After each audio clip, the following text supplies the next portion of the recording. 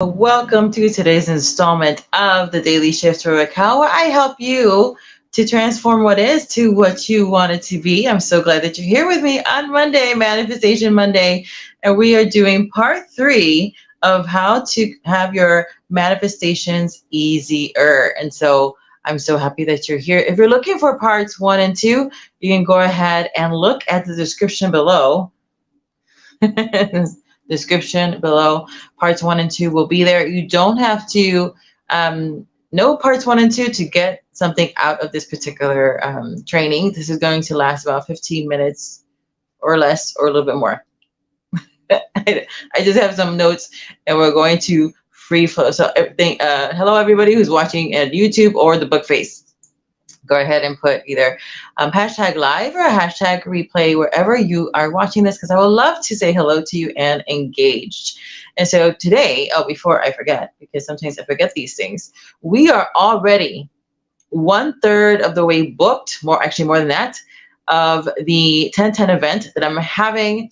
I'm so excited to bring this to you. This is really about unlocking your divine abundance. And so if that is of interest to you, you want to go ahead and grab your ticket as well, because there's only a certain amount of complimentary tickets, and then they're going to have, they're going to go on, on the regular sale, and they will be $55.55. There'll be a progression of that price as the free tickets are no longer available. So if you want to go ahead and grab your seat, I promise you it's going to be really good. Another thing as well is in parts 1 and 2, I have this Google form where you can go ahead and get the notes for the training. So for those of you who are like me, who love to take notes, who also like to journal and to kind of, and embody what you're learning, I have the notes part in there. And you can go ahead and grab them as well when you visit those with this particular training as well. I do have another Google link down in the description below where you can go ahead and request the notes. I will make them because I don't know what's going to come out of my mouth fully. So I make them afterwards. And I love having a journaling piece because it really does to help you embody what you've just learned, and also have some, critical thinking and activate your inner genius. So if that's of interest to you, go ahead and grab all the free stuff. My free stuff works, and the paid was just like a 10 times accelerator. So if you're interested in that, there's plenty of opportunity for you to work with me one-on-one or to join one of my groups. All right, now let's get started. So the first thing we're talking about in week 1 was around the manifestation. It's around what I call the 4 pillars. And there are 4 pillars in order for you to have, not that you can't manifest if you're just focusing on one pillar. However, when they're all being worked on in certain sequences and in certain ways, it's going to strengthen think of it like your aura field, right? Your energetics, what's around you. And so we always are attracting from the inside out. Now, it's not always 100%. A lot of times people are like, well, everything that you're attracting is because, everything that happened to you, you attracted. That's not true, because, yes, like begets like, but the opposites also attract. And people have free will. And so think about it like 80-20 rule. A lot of the things that you are experiencing, you've actually magnetized yourself to it. So if you're thinking about like inside out work, you're actually pulling yourself to that particular reality and opportunity to happen. And the way you can change the direction is really looking at the 4 pillars. So what are the 4 pillars? They're your subconscious, your conscious, your heart center, and what I call the I am center, your sense of self and how you see yourself. Those are the 4 pillars of the 4 elements. And the 5th element is the integrity of your own word to yourself. Because you're subconscious. I mean, we talked about then week 2, the subconscious, and what you know about the subconscious, and a lot of it around their manifestation is not incorrect, it's incomplete. A lot of times you might have heard to dream into it, to visualize it, to wait until you have an emotion. And I talked about that last week, so I won't go into too much detail about it here. It's just for those who are catching this in the third, in part 3. Is that the issue with that is that maybe for people like me, right, it's hard for me to imagine. I need like a storyline. So that's why guided meditations work really well for me. I'm a very lucid dreamer at night, but when my eyes open, not so much. To tell me a story, and then I'm able to ignite that. And so if I'm trying to create the story for myself, I don't always find that to be, it's not always successful for me. Another thing that I did not bring up last week is that when I look at my human design, when I manifest, a lot of times, also visualizing and those kind of modalities are it's a feminine energy because you're going through the flow and the feelings. However, the way I manifest is actually through my masculine energy. And so it's the doing, it's the writing down. And so I'm more of a passive manifester, which means that I just need some bullet points, right? I actually manifest through words. I manifest through writing it down and bullet pointing it. So when I see it, right, I write the vision and make it plain so I can run with it. That's from the good book, in the book called Habakkuk, chapter 2, verse 2. Write the vision, make it plain so that you can run with it.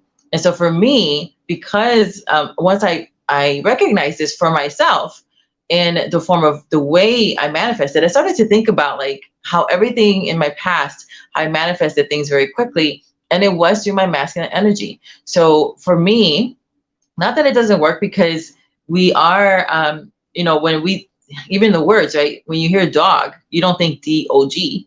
Depending on your own personal experience with dogs, is the kind of dog that's going to pop into your imagination. So for me, the masculine energy in the passive sense was like, okay, if I see certain words, it's going to then activate the image. So if you want more on that, then let me know. Human design is probably one of the most accurate things I found. Now, those who are really lovers of it don't like when I say this, but it's true.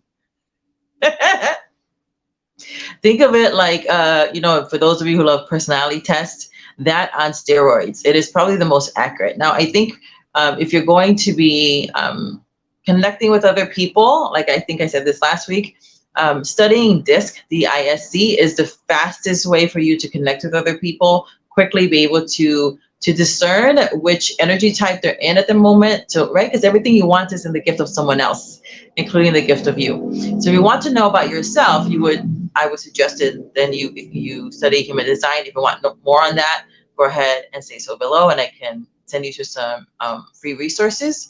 And then, but if you want to connect with other people quickly, then I suggest DISC. And if you want more information on that, you can just put #DISC, and then I'll connect with you to also tell you about some free resources that you might be interested in. So when you're talking about the subconscious, like I said, it's not correct, it's incomplete. And so when you try to do things, you're like, why isn't it working? It could be because of the kind of energetic blueprint that you have and the way you're wired for success. And so today we're talking about the second pillar or element, which is your conscious state. Your conscious is right now. This economy is an attention economy. This is why in the States we call it paying attention. You are paying with your attention. Your attention then brings in that focus. And when you are not, I don't want to use the same word conscious again, but fully aware, really being more prudent, and maybe even doing an audit of what's going through your eye gate and your ear gate, that could be the pillar that is actually hurting your manifestations. And so why do I say that? Because your eye gate and your ear gate, all that data is coming in, millions of bits millions and millions and millions of bits every single day. So remembering that you are the most powerful AI on the planet, the conscious is your gatekeeper. And so when you are having all this information coming through your eye gates and your ear gates, your subconscious and your heart, which we'll talk about next week, and your I am center have to do something with that information. So this is why you might have heard, or you might even have said yourself, well, that doesn't really impact me when I watch that. That's not true.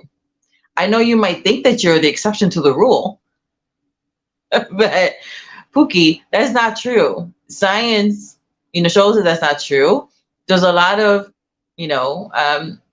esoteric writings in different kinds of religions that tell you that's not true. So whether you look at science or you look at spiritual practices, they're agreeing that's not true. Everything that comes in through your eye gate and your ear gate, that data is doing something. When we're looking at, let's say, music, even quantum physics, what is resonating?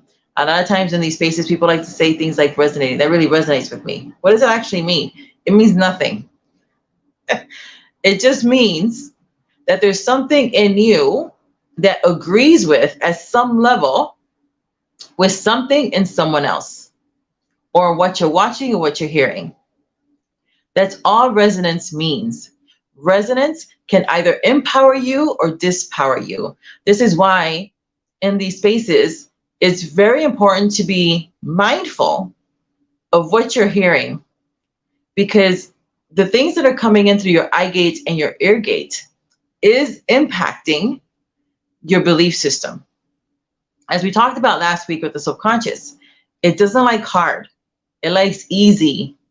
And the way that it prefers, in some ways, in many ways, for you to change your belief system is through the act of repetition. This is what we're going to be talking about today: consistency. Consistency is, whether you are aware of it or not, is your own gatekeeper. What are you consistently allowing to come in through your eye gate and your ear gate? Your subconscious has no defense against your own voice. It also has no defense against music. What music are you listening to? What are the lyrics? Is the storyline in that song something that you want to live out for yourself? Most times the answer is no. It does not. And so because we think it's not going to impact us, it does. And so remembering that death and life are in the power of your tongue, and you're going to eat the fruit thereof. That's just spiritual law. The words that you are hearing and seeing are impacting you. It is impacting your gatekeeper. So your gatekeeper is coming in, and then you have this thing above your right eye called the critical faculty. Think of it as about the size of a quarter. And it's kind of your firewall. And so when it comes in, it'll start scanning. Does this agree with a current belief system? Whether that belief system is good for you or not, it's irrelevant. It's just doing its job. If you've been asking a question like, how can I move out of this funk? How can I change my situation? How can I, make it easier for me to develop a good habit? Then the answer pops up for you, maybe in a post or something that you see, right? Like in YouTube or in Facebook or in Instagram. And then your critical faculty has to decide very quickly, do I like that? Is there something in that I'm resonating with? Even if that's the right answer for you, if it's not resonating, you will have resistance against it, and you won't even click on it because you're not ready for the truth behind that particular thing. Or you are ready and you click through, and then you end up listening and then deciding.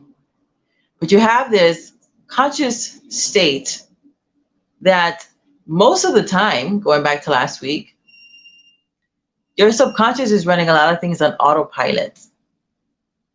So if we think about it as 95% or more, it's autopilot.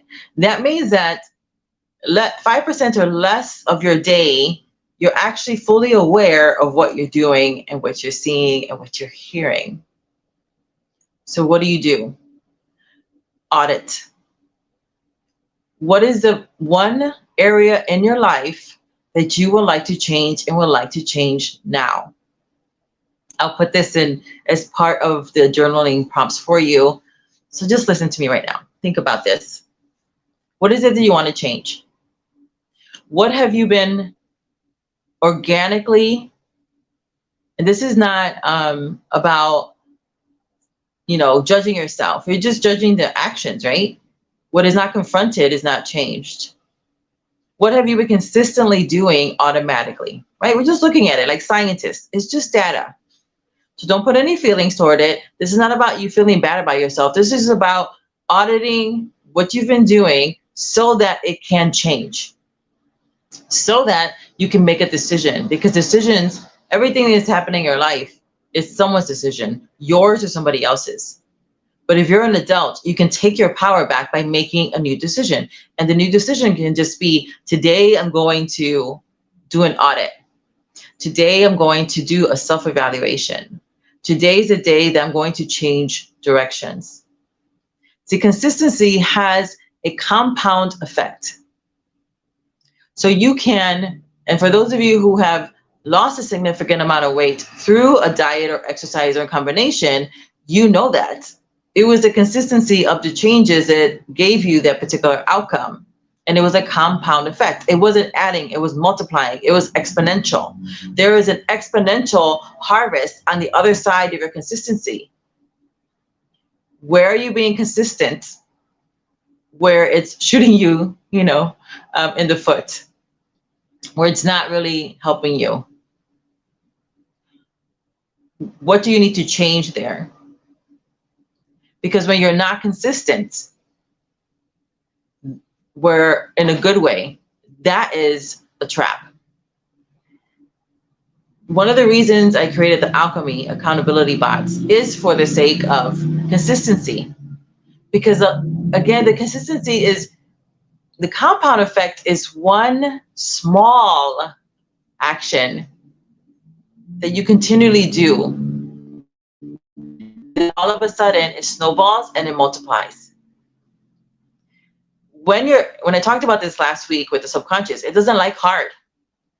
So can you hustle and push yourself there to where you want to be? 100%. But you're not going to be able to maintain it. And I talked about that of why last week. So look at part 2 for that. You can get what you want when you implement one small change and be consistent in it. There is an exponential growth, an opportunity on the other side of your consistency. But first you have to evaluate what's coming through my eye gate and my ear gate. And will you give yourself the gift of time for at least 30 days? Maybe, you've done these kind of practices before and it didn't work out. I can tell you, as a task animal, it's probably because of where you are putting your focus. Where the mind goes, the man follows. And I talked about that more last week. If you want more about this, of how to create the pillars and everything like that, make sure to grab your ticket while we still have free complimentary seats available. I want to look down my notes before I forget. You want to charge your atmosphere with, yes, positivity, but also you want to give yourself the opportunity to walk into what you want. And you can't do that if you don't create a new habit.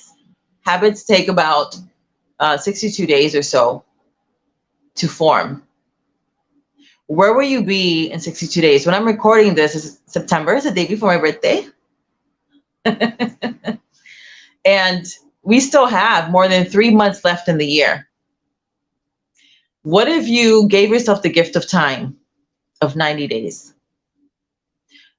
Just adding one thing, but it has to be small or you're not going to stick with it because we're busy. You need 3 things to be successful: accountability, consistency, and support. I'll journal give you some journal prompts around that as well. How can you be accountable? How can you be consistent? What is that one thing you're going to change for a few minutes a day? How are you going to build your support system? Because you're going to need that. That's what we have in the Society of Sacred Alchemists, where they have a whole bunch of tools, and it's a whole list of thousands of dollars of alchemy assets, so that you get the support that you need. And you have the support from me in there and the other women who are in the group, and the accountability. That's why I have the alchemy bots for the EFT, either for your ideal body or for clients and money, because you need to be consistent. And sometimes people want a quick change. Well, you didn't just wake up broke. You just didn't wake up with more abundance on your body. Then it didn't happen instantly. Now, when I was doing the biohacking, I'm still doing it, not on and off now, but when I did it the first 4 weeks, I lost 4 inches around my hips, 7 inches around my belly button area. But I had already been doing other practices to empower it when I started to do with the biohacking. So yeah, it fell off me pretty fast. And then I stalled and then I like lost some more. But that's normal with weight, especially in a woman's body. If you don't make something easy for you to do every single day because you're busy, and that's the thing about habits, they're easy to make and they're easy to break. And you want it to go into a lifestyle change. And that happens after the 90-day mark. It's about 120 days up to I think it was like 254 days. But you're like, that can be overwhelming. But what if you just took one thing and decided that you were going to be integritous with your own word? Just want to like, well, if you really want to, you would. Sometimes yes and no. Sometimes people don't do it because it's overwhelming. You see how you are and you don't know what the bridge is to get you to where you want to be. How do you transform it? You transform it through your conscious. We're told in the good book that you will prosper and be in health as your soul prospers, which is your mind, your will, and your emotions. What are you feeding your mind? This is also why we're told to renew your mind every single day. That's a given. If you want to see change, you don't need to do what I'm saying. You're grown. But if you want to have success in your life, if you want to be happy, happiness is different, and enjoy, than pleasure. Pleasure is like momentary. Happiness and joy is like, it's a fruit of your consistency. You can have pleasure. Pleasure is good, but pleasure is temporary, and sometimes people confuse pleasure with happiness. If you are constantly feeding your pleasure, but that pleasure is not giving you the fruit of happiness, maybe there's something that you need to tweak, change it up a little bit. How bad do you want what you say you want? And so that like people will say, well, you don't want it bad enough. You're not hurting bad enough. They really trigger you and emotionally sometimes blackmail you, right? Into making you feel a little shitty so that you can work with them. I have a lot of free stuff. My free stuff works. What are you doing? Are you ready to say yes to you? Like, turn it around, make it positive. Say yes to yourself. You have more than 90 days. How can your life be better in 90 days if you would just trust in you? Trust that there is this divine source that's constantly thinking good things toward you for the expected end of success. What you're doing is not consistently working. This is how you can make it consistently work. Get your mind right. Choose. It's a choice. Choose. Will you choose to go in a new direction today? And if that's all you're choosing today, that's the right choice. You don't have to start building all these crazy things or just today. That is your only assignment. Will you choose to go into a different direction, to do something differently in order for you to manifest what you want easier?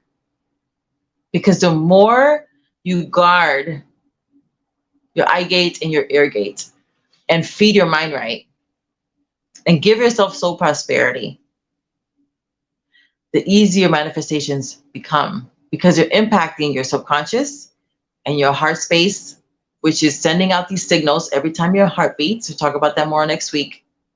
And it impacts your I am center, which is the foundation of it, because you're never going to go any further than your sense of self and how you see yourself.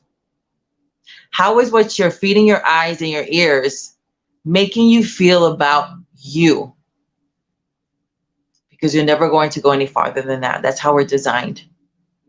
That's how we're designed, beloved. And so if you want more of that, go ahead and make sure to get your free ticket. Go ahead and check out parts 1 and 2.